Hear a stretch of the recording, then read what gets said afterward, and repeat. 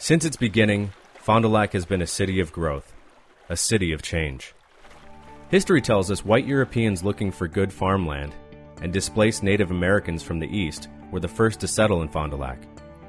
The local Native Americans called Fond du Lac the gathering place. When the white man came and started demanding land, we had to move. So we moved with as many people that wanted to come with us. We didn't take a whole tribe.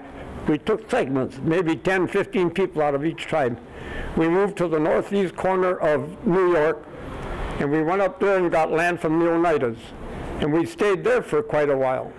And after a while, the white man needed a little more land, so they pushed us out again.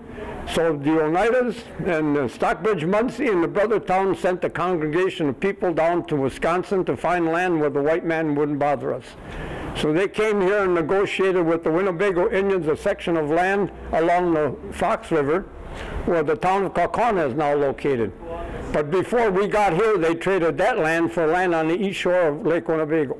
And that is where our reservation was, and the village of Brothertown is still there. My dad was in the soldier in Vietnam War, so he know right away that the war is out and it's not going to be safe with his family. So he got all his family out across the Mekong River, and we lived in Thalia for five years. And I lived in Thalia when I was 10 years old. The reason that a lot of people doesn't like to come here because it's kind of scary and challenge, because American people got this skin are different. And they really tall, and people scare you. They said that don't come to America because you come to America, American people gonna eat you. That's what I always heard. They say that. So a lot of people don't want to come, and if they got all the paperwork done, everything, or they come back to court, say, oh, it's time for you to go to America. They will go hide in the jungle, and they will go, and they're wasting time. And then the next time they come back in court, and they go hide it again. So at that time, we moved to Fond du Lac, and you see my hair is, kind of a little light shade now. So when I realized that people were asking me so much that if I was Mexican, because I had my lips red and my hair black. So I went to a beauty salon, changed the color of my hair, and stopped using the very, very bright red. And that was the end of it. People stopped, but before it was very upsetting because people would assume that I was from Mexico only because of my accent. And then I had to kind of inform and educate people to say, well, there are more than one country present here in this area. But after coming here, we found that there were quite a few displaced blacks, and we felt a need to do something where there would be a gathering or a pulling of the black community together. I actually got together with the city officials and the county officials and had pretty long conversations with them about concerns in the community and throughout the community, mainly dealing with the face of the community changing and what we ought to do and what we should be looking toward the future to invite these folks in, and also to learn from the different cultures. The only way to do that is to have a central place and location where that could actually take place. In April 2011, the historic Little White Church House on Military Road was purchased. Originally built in 1925 as the Kehilloth Yaakov Synagogue by the Sadoff family, the building has been home to a number of different tenants in the last 90 years. The building itself was in such neglect. In fact, it had been rented out as an apartment.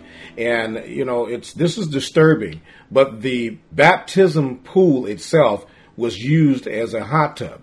I think that with that in mind, you can kind of get an idea of what the condition of the rest of the church was, or the building itself that is now the community center that houses churches. Much of the work has already been completed, but there is a whole lot more that needs to be done. Future plans include a police substation and a restaurant. So I think it's really important to have a place where you can meet together, even just for, say, once in a while, just for the Filipinos or for the Hmong or for the Thailanders. I think it's very important to have one place, because here in Fond du Lac, we I don't know if there's a place here that we can do that. I would say that if we have a center, every other Hmong family in town would be easier because they know that there's a place there to get help and they know where to go and get it. Okay, if a multicultural or multiracial center, had been in place here, it would have saved a lot of feelings of loneliness, that you are alone in a place and you have to reinvent the wheel, you have to, join clubs or things where there's nobody else. You don't have to come from a different country to come into a place where you are experiencing a totally different culture. With this community center, I just believe that it will be a way of bringing these different cultures together where we can learn from each other, share who we are to get a better understanding of who we are. Well, I think that there's a need to meet. There's a need for the different groups to be able to just get together, to gather, to celebrate, to have events. But I think there's also a need for the different groups to have an outlet to deal with their problems. I mean, coming to a new community can be difficult for some people, and this would be a center where we could not only have activities, but also offer the help that people need just to get through their daily lives. Just as for the last 80 years, our lighthouse has beckoned travelers into its safe harbor. The Multiracial Center will also shine as a beacon to weary travelers hoping to start a new life in our city. The Multiracial Center will again help Fond du Lac to be known as the gathering place.